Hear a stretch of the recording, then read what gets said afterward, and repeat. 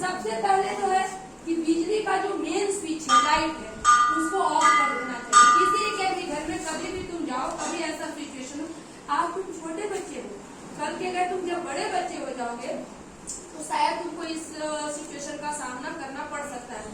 तो सबसे पहले हमको क्या करना चाहिए बच्चों? बिजली का मेन स्विच, जहाँ ये नहीं कि पंखा बुझा रहे, फ्रिज बंद करें, ऐसा नहीं, जो मेन स्विच है उसी को काट देते हैं। क्यों काट देते हैं? कि जो पानी होता है वो good and conductor of electricity होता है, बिजली का सुचालक होता है, आप ही लेगा करंट फ्लो कर देगा, है ना। तो इसलिए हम सबसे पहले क्या करते हैं, बिजली का मेन स्विच